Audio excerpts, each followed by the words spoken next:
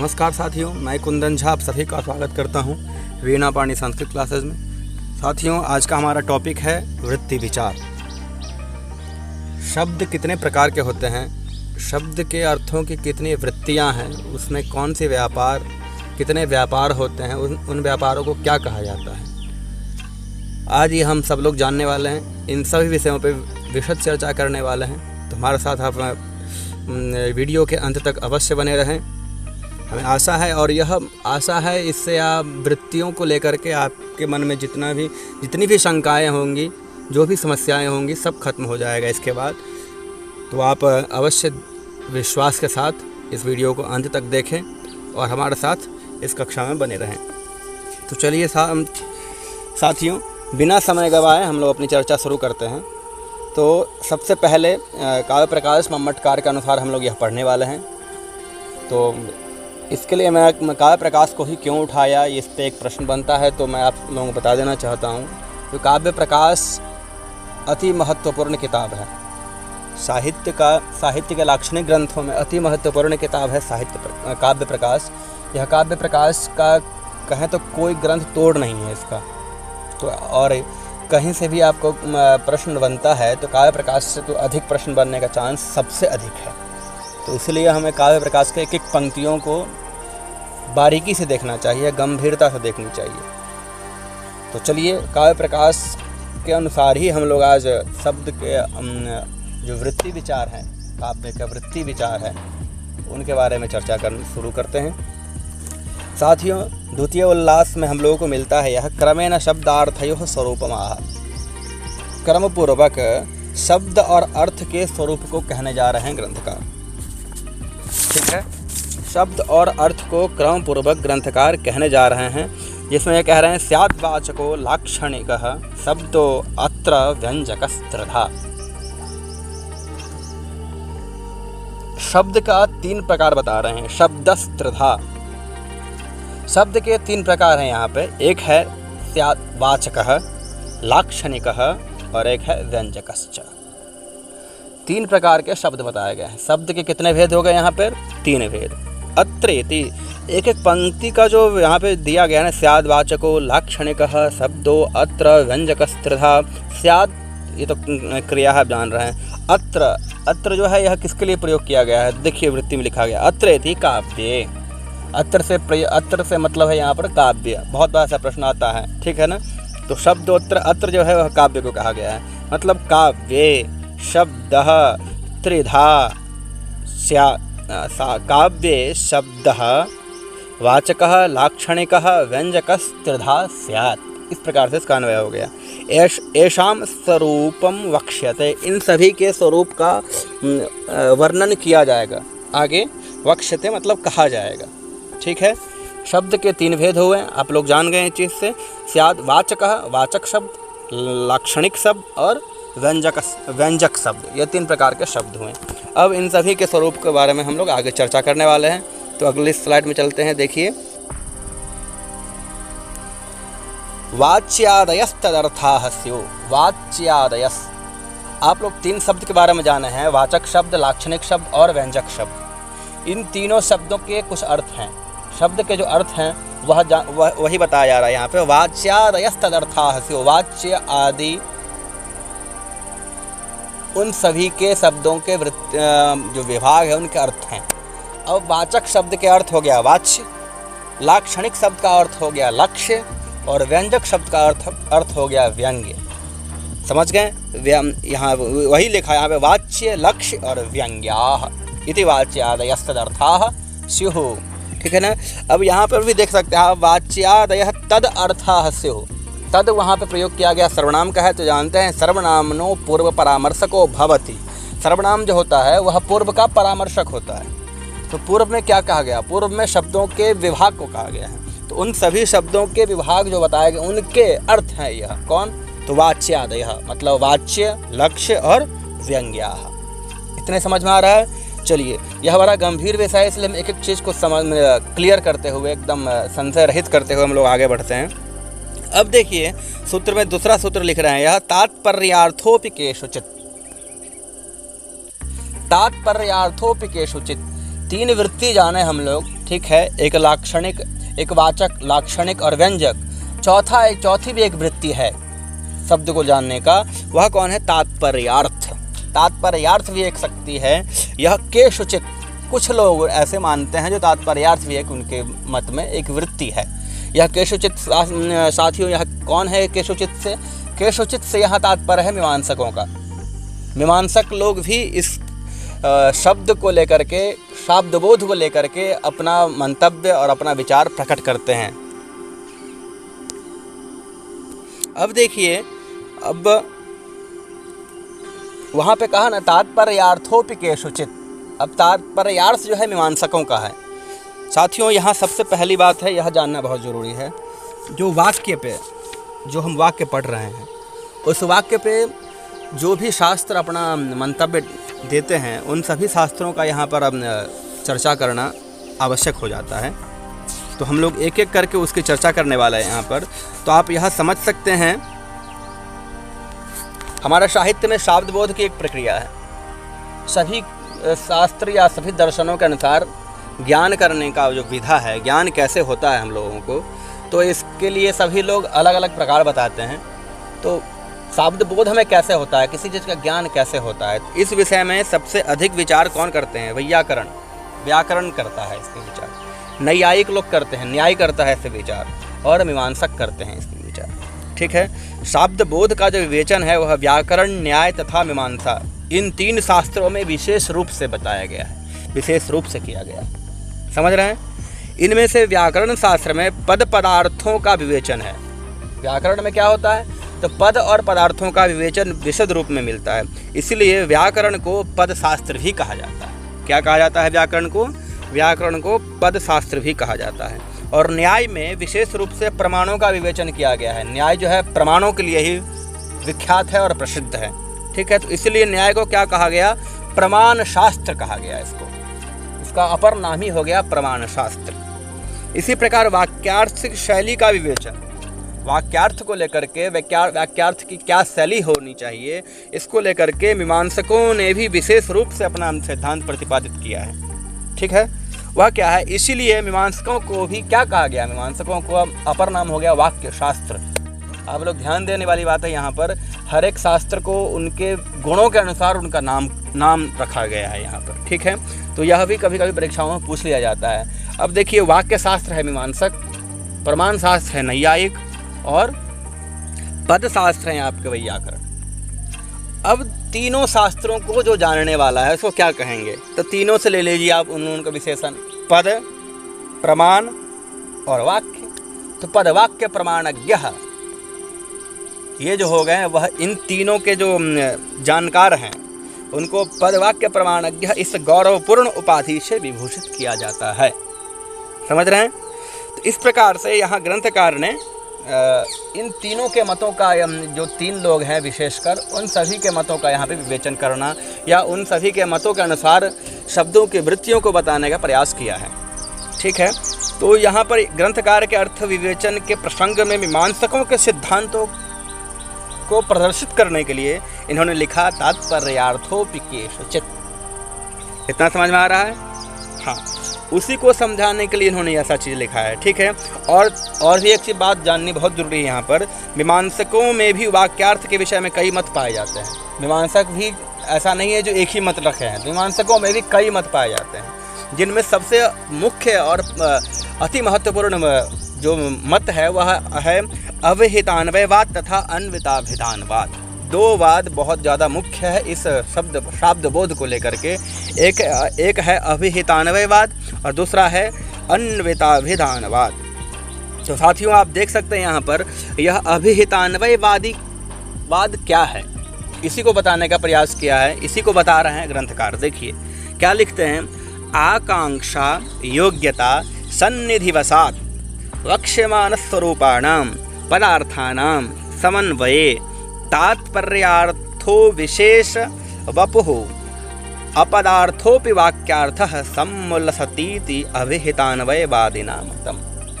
अविहितान्वयवादियों के मत के अनुसार किस प्रकार तात्पर्यार्थोपि केषुचित् जो है तात्पर्यार्थ वृत्ति क्या है उसके बारे में बता रहे हैं। ठीक है, तो कहते हैं आकांक्षा, योग्यता और सन्निधि।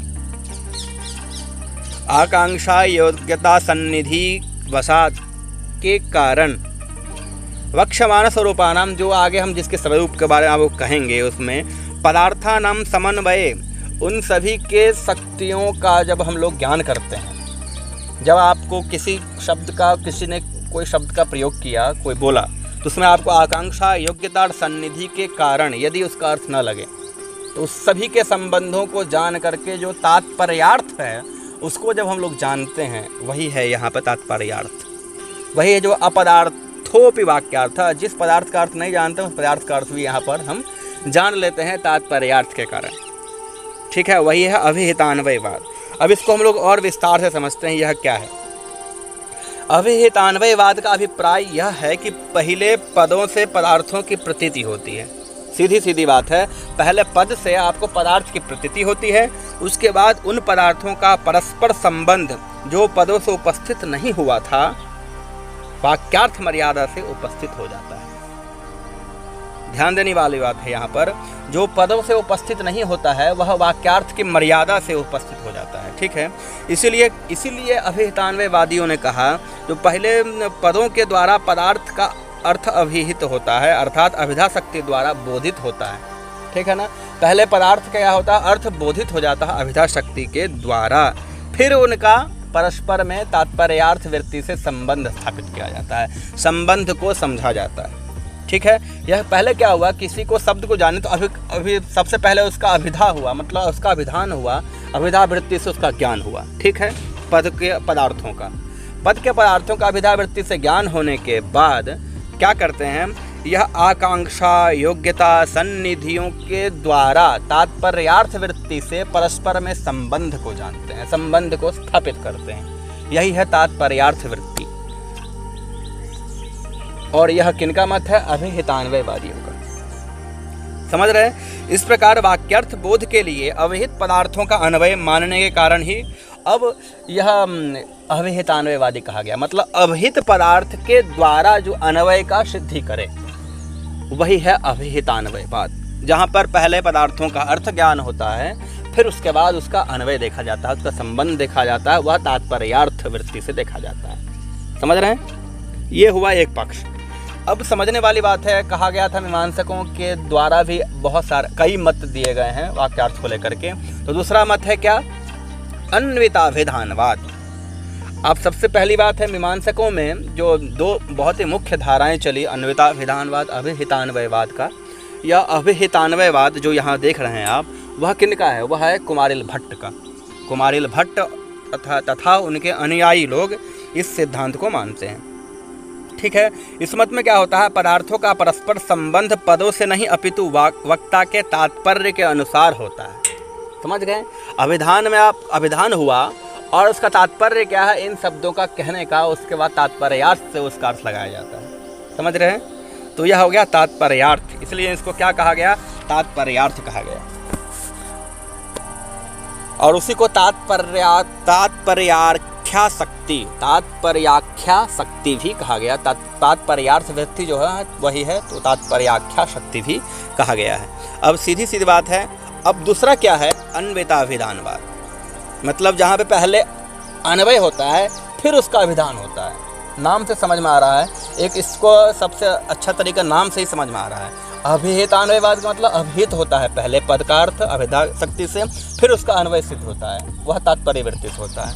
और अन्विताभिधान में क्या होता है, पहले ही अन्वय हो जाता है फिर उसका अभिधान होता है। इतना अंतर, दोनों अंतर है, एक सीधे एक दूसरे के अपोजिट है, पूरा विपरीत है। ठीक है, तो इस प्रकार से तात्पर्यार्थ भी एक शक्ति है शब्द की। इस प्रकार से हमारे पास 4 शक्तियां हो गई, परंतु मीमांसकों के अनुसार 3 ही है। कैसे, क्योंकि उनके यहाँ व्यंजक शक्ति नहीं मानते हैं, वो शब्द की वह व्यंजना को नहीं मानते हैं, तो उनके यहाँ 3 ही हुआ, अभिधा और लक्षणा और तात्पर्यार्थ, 3 ही है उनके यहाँ। ठीक है, इस प्रकार से यहाँ हम लोग देख सकते हैं आकांक्षा योग्यता सन्निधि वशात। अब सीधी सीधी बात है, यह आकांक्षा क्या है, योग्यता क्या है और सन्निधि क्या है। तो आप लोग इस चीज़ को समझने के लिए सबसे पहले आप साहित्य दर्पण का 2य परिच्छेद देखेंगे तो अभी आपको समझ में आएगा। तो मैं आपको यहाँ पर चर्चा कर देता हूँ। तो वह वहाँ पे लिखा गया है, वाक्य का स्वरूप बताया गया है, वहाँ पे शुरू ही होता है वहीं से। ठीक है, कहा गया वाक्यम स्याद् योग्यता आकांक्षा आसक्ति युक्तः पदोच्चयः। वाक्य क्या है? जो आकांक्षा, योग्यता और आसक्ति से युक्त जो है और जो पदों का समूह है वही वाक्य है। अब यह जो आकांक्षा, योग्यता और सन्निधि की बात की गई है, इन सभी को मिला करके ही वाक्य का निर्माण किया जाता है। तो सीधी सीधी बात है, तो इसमें योग्यता क्या है, आकांक्षा क्या है और सन्निधि किसे कहते हैं, तो एक एक करके हम समझते हैं इसमें सभी। सबसे पहले योग्यता समझते हैं। योग्यता क्या है? किसी भी शब्द का होने का, किसी भी शब्द या पद को मिलाने से वाक्य कैसे बन जाता है, इसकी योग्यता होनी चाहिए। किस प्रकार की योग्यता? तो पदार्थानां परस्पर संबंधे बाधा भावः। पदार्थों में परस्पर संबंध में, पदार्थों के परस्पर संबंध में बाधाओं का अभाव होना ही योग्यता है। मतलब आप जिस पद का प्रयोग कर रहे हैं उस पद से जो अर्थ है, उस दोनों का संबंध में, परस्पर में जो संबंध है शब्द और अर्थ का, उसमें किसी भी प्रकार का बाधा ना होनी चाहिए। बाधा नहीं हो तब आपका क्या है, वह वाक्य योग्यता वाला है, योग्य है वह पद जो है वाक्य के योग्य है। अब कहा इस प्रकार क्यों कह रहे हैं, तो आप एक उदाहरण बहुत ही ले सकते हैं यहाँ पर। क्या? तो वहनिना सिंचति, एक वाक्य है वहनिना सिंचति। अब वहनी से मतलब अग्नि के द्वारा सेचन क्रिया किया जाता है। आप लोग समझ सकते हैं सींचने का काम अग्नि से नहीं किया जा सकता है, तो सींचने का काम जो है वहनी के द्वारा नहीं हो सकता, मतलब वहनी में वह योग्यता नहीं है। तो इस कारण से क्या हो गया, यहाँ पे योग्यता का यहाँ बाधा हो गया, शब्द और अर्थ में यहाँ पे बाधा। सेचन क्रिया का अर्थ है किस चीज़ से, जल वगैरह सींचा जाता है, लेकिन आप तो यहाँ पे जला देंगे, आप कर रहे हैं सींचने का काम और वह नष्ट हो जाएगा, तो अर्थ में क्या हो गया, बाधा उत्पन्न हो गया। ठीक है, तो यह योग्य नहीं हुआ, तो यहाँ पे योग्यता का अभाव हो गया। दूसरा है क्या है, आपका देख लीजिए आकांक्षा। आकांक्षा का मतलब क्या हो गया, प्रतिपर्यवसान विरह। प्रतिपर्यवसान विरह साच श्रोतु जिज्ञासारोपः। सच श्रोतुर्जिज्ञासारोपः। यह जो आकांक्षा है यह श्रोतुर्जिज्ञासारोपः है। जैसे मैंने किसी को कहा, आप समझ सकते हैं, आप यदि कोई किसी से बात कर रहे हैं तो आकांक्षा होनी चाहिए, अरे इसके बाद क्या हुआ, इसके बाद क्या हुआ, इसके बाद क्या हुआ। तो यह जो आकांक्षा बनती है, यह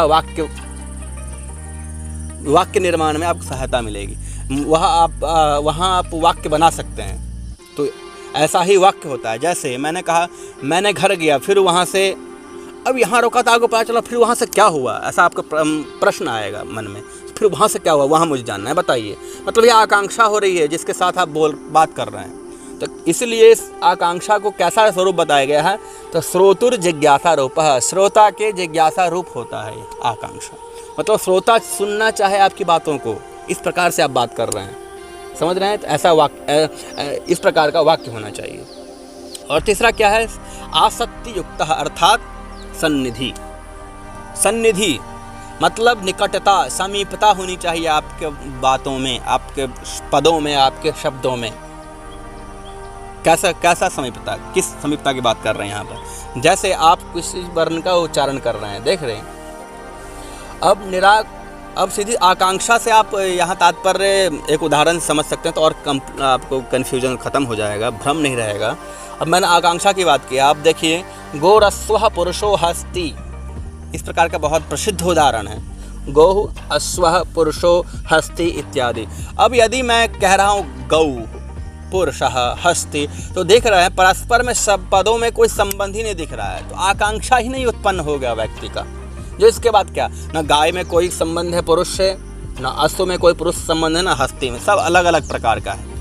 ठीक है ना, वहीं पे बोलते गौ शासनादिमत्वम, तो यहाँ पर मैं गाय के ही बारे में बात कर रहा हूँ, लेकिन यहाँ पर क्या है, एक गाय का बोल रहा है, फिर अश्व का, फिर पुरुष का, फिर हाथी का, तो इस प्रकार से एक आकांक्षा नहीं बनेगी, जिज्ञासा नहीं बनेगी श्रोता की।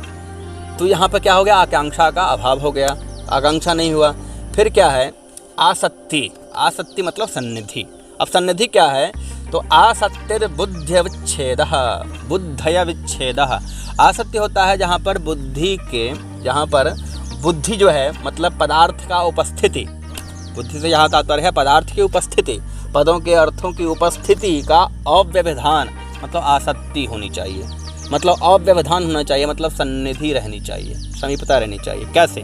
जैसे मैं कह रहा हूँ, कोई शब्द बोल रहा हूँ, ठीक है, राम, अब 1 घंटे बाद बोलता हूँ मैं आम, फिर 3 घंटे बाद बोलता हूँ मैं खाता है। अब आप देख सकते हैं यह अविलंबेन चारण नहीं हुआ, अविलंब से इसका उच्चारण नहीं हुआ है। 1-1 घंटा जो अंतराल है, इस बीच में कितनी बातें हो गई होगी, तो आपका यह जो वाक्य है यह पूरा नहीं हो पाएगा। अब राम क्या पता नहीं, आम क्या यह भी पता नहीं है, खाता है क्या 3-4 घंटे बाद पता चल रहा है। तो यह क्या हुआ, एक कंप्लीट वाक्य नहीं बन पाया। क्यों? क्योंकि इसमें सन्निधि का अभाव रहा। एक के बाद एक, एक के बाद एक, एक के बाद एक ना कह करके काफ़ी समय बाद कहने का कारण क्या हो गया, यहाँ पे सन्निधि का अभाव हो गया। इस प्रकार से यह एक वाक्य नहीं बन पाया।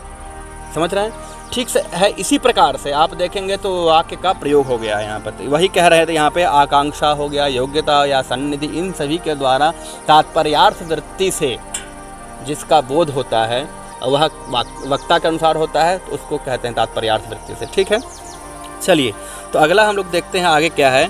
आगे है वाच्य एव वाक्यार्थ इति अन्विताभिधानवादी। अब अन्विताभिधानवादिनः का क्या मतलब है? वाच्य एव वाक्यार्थ है। अब इनके मतलब, इनके अनुसार पहले हमारे दिमाग में उस शब्द का अन्वय हो जाता है, ठीक है, और फिर हम उसका प्रयोग करते हैं। यदि हम किसी शब्द का परस्पर में अन्वय यदि ज्ञान नहीं होगा तो उसका प्रयोग कैसे करेंगे? इनके अनुसार यही है। अन्विताभिधानवादी कहते हैं पहले हम शब्दों का अर्थ जानते हैं, फिर जानते हैं जो शब्द हम प्रयोग करने वाले हैं उसका यहाँ प्रयोग होगा। तो अन्वय शब्द का संबंध वह पहले से अपने बुद्धि में देख लेते हैं, स्थापित कर लेते हैं, फिर उसके बाद उसका प्रयोग करते हैं, अभिधा करते हैं, अभिधान करते हैं। ठीक है, तो इसलिए उनका नाम पड़ गया अन्विताभिधानवादी। ठीक है, अब देखिए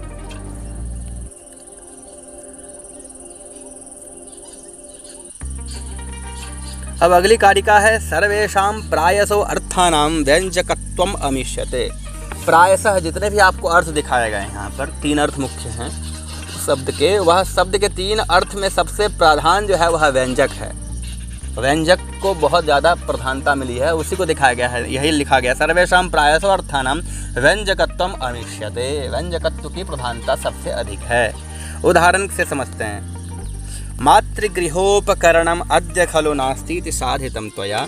ये जो ब्रैकेट में लिखा गया है यह संस्कृत में है, बाकी यह प्राकृत में है लिखा हुआ, तो संस्कृत वाले हम लोग पढ़ते हैं। मातृगृहोपकरणम अद्य खलु नास्ति इति साधितं त्वया तद्भण किं करणीयम् एवमेव न वासरः स्थायी। यहाँ पर एक बहू है जो अपने सासू से कह रही है। वह बहू कैसी है वो आप लोग अर्थ से समझ सकते हैं, समझ जाएंगे। वह बहू कह रही है, जो माता आज तो घर पे कोई भी सामग्री नहीं है, आटा दाल सब्जी इत्यादि कुछ भी नहीं है, सामग्री नहीं रही है, यह बात बता रही है सासू को। कौन? वह बहू है, नई बहू है, नई नवेली बहू है। वह अपनी सासू को बता रही है, जो माँ आज तो घर में कुछ भी नहीं है, ना दाल है, ना आटा है, ना सब्जी है, तो मतलब कार्य करने के लिए कुछ भी नहीं है, तो क्या करें, कुछ करने का कुछ काम ही नहीं है। तो इस प्रकार से बता रही है, जो आज तो घर में कुछ भी नहीं, काम करने के लिए कुछ भी नहीं है, तो मैं क्या करूं, पता ही नहीं चल रहा है मुझे कुछ। तो इस प्रकार से वह क्यों कह रही है, सोचने वाली बात है। तो वह बताना चाह रही है। देखते हैं यहाँ लिखा हुआ है, टिप्पणी में ग्रंथकार लिखते हैं, अत्र स्वैर विहारार्थिनीति व्यज्यते। वह खुद घूमना चाह रही है, उसको घूमने का शौक, घूमना चाह रही है, घूमने की इच्छा हो रही है, तो डायरेक्ट तो नहीं कह सकती अपने सासू से, बहू है कैसे कह देगी। तो इस प्रकार से कह रही है, माता आज तो घर में कुछ है भी नहीं, दाल वगैरह भी नहीं है, तो मैं दाल वगैरह मार्केट से जाकर ले आती हूँ। तो यह कहना चाह रही है, जो सासू कह दे उसको जाओ ले आओ दुकान से। इस प्रकार से क्या हो जाएगा, उसको घूमना भी हो जाएगा, उसका विहार करना भी हो जाएगा और काम भी हो जाएगा। यह इस प्रकार से क्या लग रहा है, यहाँ व्यंजक एक अर्थ प्रकट हो रहा है। यहाँ पर माता को कह रही है, जो वास्तविक वहाँ पे समस्या है वह नहीं, वह अपनी इच्छा बताना चाह रही है, लेकिन उसके लिए वह एक दूसरा रास्ता अपनाया है, दूसरे मार्ग से बता रही है। तो यही है व्यंजना का प्रभाव। अब देखिए दूसरा में क्या लिखा है, यह अभिधा से हो गया एकदम मुख्य अर्थ का, मतलब समस्या है, समस्या नहीं है इसकी बात नहीं, समस्या है। मुख्य अभिधा, 3 शक्तियाँ 3 उदाहरण दे रहे हैं यहाँ ग्रंथकार। अभिधा के द्वारा मतलब मुख्यार्थ, जो अभिधा जो है आपको जो दिख रहा है वही अभिधा है, जो नहीं दिख रहा है वहाँ पे आप लक्षणा व्यंजना का प्रयोग करेंगे। ठीक है, तो अब मतलब समस्या भी है, घर में सही में सामान नहीं है, लेकिन बहू है तब उसको ये बात बोलने की आवश्यकता नहीं था, सासू ये काम करती, लेकिन वह बोल रही है, इसका मतलब यह है जो वह खुद घूमना चाह रही है। ठीक है, अब देखिए अगला जो है वह लक्षणा के अनुसार है। क्या है देखिए, साधयन्ति सखि सुभगम क्षणे क्षणे धूनाति मत्कृते सद्भवस्नेह करणीय सदृशकम तावत् विरचितम त्वया। हे सखे, हे सखी, एक सखी है। अब बहुत सारी सखियाँ एक साथ बैठती है तो वार्तालाप वगैरह करती है, वह उसके समस्याओं में कुछ उसकी सहायता करती है, तो कोई वो सभी लोग परस्पर सहायता करते रहते हैं एक दूसरे की। तो एक सखी अपने दूसरे सखी को कह रही है, क्या कह रही है, हे सखी, तुमने हमारे जो प्रियतम है जिससे वह प्रेम करती है उसके पास बार बार जा कर के तुमने बहुत कष्ट उठाया। अपने मित्र से कह रही है, हमारा जो प्रियतम है, हम जिससे प्रेम करते हैं उसके पास तुम बार बार जा कर के बहुत कष्ट उठाया, अब उसकी आवश्यकता नहीं है। ठीक है ना, तावत् विरचितम त्वया, अब इसकी आवश्यकता नहीं है, इसके लिए तुम्हें बहुत बहुत धन्यवाद। समझ रहे हैं। और इसके कारण से वह स्नेह और साधुवाद दे रही है अपने सखी को। अब यहाँ पर आपको लक्षणा के अनुसार वह अपने सखी को सब कुछ कह डाली। अब प्रियतम प्रेमी है इस लड़की का, और उसके जो सखी है वह जा रही है उससे मिलने बार बार, एक बार नहीं बार बार जा रही है। तो यह बताने का प्रयास कर रही है, जो मेरे प्रियतम से जो तुम मिल रही हो वह बहुत ज़्यादा हो गया, बहुत कष्ट उठा लिया, अब मत मिलो। तो अत्र मत प्रियम, देखिए टिप्पणीकार लिख रहे हैं ग्रंथकार, अत्र मत प्रियम रमन्त्या त्वया शत्रुत्वम आचरिता। मेरे प्रिय जो प्रियतम है उससे तुम बार बार मिल के तो मेरे प्रति तुमने शत्रुता का आचरण किया है। वह शत्रुता का आचरण बताना चाह रही है, तुम तो सखी होकर भी तुम शत्रुता का आचरण किए हो।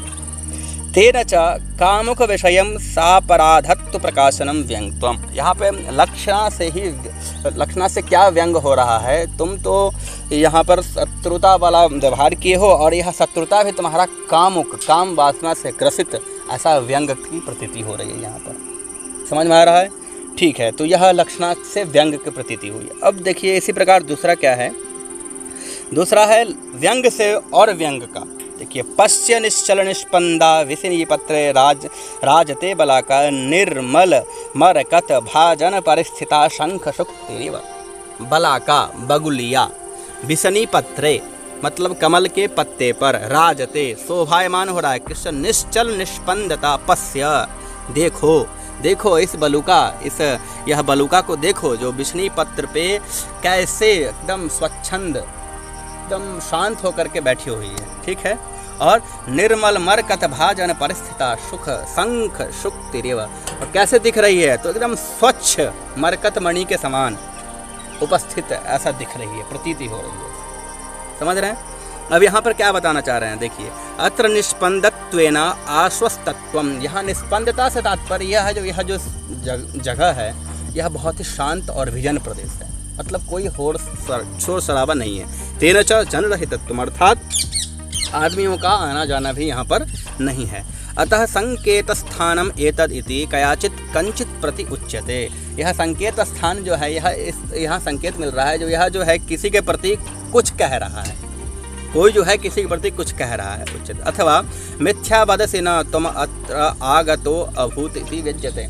या ऐसा लग रहा है जो आप यहाँ पर आए हैं, ऐसा व्यंग हो रहा है जो आप यहाँ पर आए तो हो, लेकिन आप झूठ बोल रहे हो जो मैं यहाँ पर कभी नहीं आया।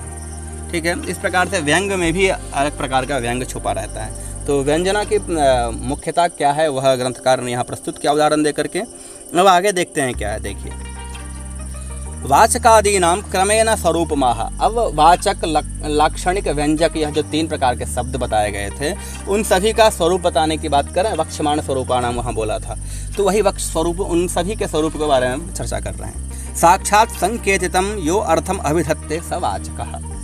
जो साक्षात संकेतित, जो साक्षात मतलब बिना किसी व्यवधान के संकेतित अर्थ का अभिधान करा दे, वही है वाचक। ज्ञान करा दे, वही है वाचक। अब इसको और वृत्ति में देख लेते हैं। इह गृहीत संकेतस्य शब्दार्थस्य प्रतीतेः अभावात् संकेत सहाय एव शब्दो अर्थ विशेषं प्रतिपादयति इति यस्य यत्र अव्यवधानेन संकेतो गृह्यते स तस्य वाचकः। अब देखिए, यह गृहीत संकेतस्य शब्दस्य अर्थ प्रतीतेर अभावात्, मतलब यह कह रहे हैं शब्द के अर्थ की जो प्रतीति का अभाव हो जाए, तब क्या करते हैं हम संकेत के माध्यम से उस शब्द के अर्थ की प्रतीति करते हैं। ठीक है, वही है वाचक। संकेत के माध्यम से उस शब्द की अर्थों का प्रतीति करते हैं, वही है वाचक। अब देखिए, यस्य यत्र अव्यवधानेन संकेतो गृह्यते, जिसके अव्यवधान से मतलब व्यवधान रहित होने से संकेत का ग्रहण होता है, वही उस शब्द का वाचक होता है। समझ में आ रहा है? वही उस शब्द का क्या हो जाएगा, वह वाचक होता है। अगला देखिए क्या है, संकेतितश्चतुर्भेदो जात्यादिर जातिरेव वा। अब संकेत क्या है? संकेत का 4 प्रकार बताया इन्होंने। ठीक है, संकेत का कितना प्रकार बताया? 4 प्रकार। और क्या? तो जात्यादि जातिरेव वा। वह क्या है? जात्यादि है और जातिरेव वा। दो प्रकार का प्रयोग किया है। संकेत जो मानते हैं वह एक 4 प्रकार का मानते हैं और एक ही प्रकार का मानते हैं। कौन 4 प्रकार का मानते हैं, कौन 1 प्रकार का मानते हैं, अब जानते हैं। देखिए, महाभाष्यकार ने शब्दानां चतुष्टयी प्रवृत्ति ऐसा बताया है, जिसमें जाति शब्दाः, गुण शब्दाः, क्रिया शब्दाः, यदृच्छा शब्दाश्चतुर्था, इस प्रकार से लिखते हैं। संकेतक ग्रह उन्होंने 4 प्रकार का बताया है वैयाकरण ने।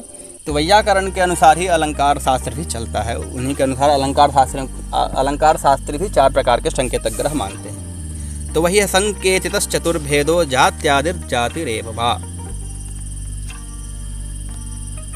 संकेतक ग्रहण 4 प्रकार से किया। कौन कौन सा? तो जाति, गुण, क्रिया और यदृच्छा विषयक। अब कहीं कहीं यही यदृच्छा विषयक द्रव्यवाचक हो जाता है, बस, और कोई अंतर नहीं, बाकी सब एक ही है, नाम का अंतर हो जाता है। ठीक है, तो संकेतितश्चतुर्भेद 4 प्रकार का संकेत कौन सा हो गया?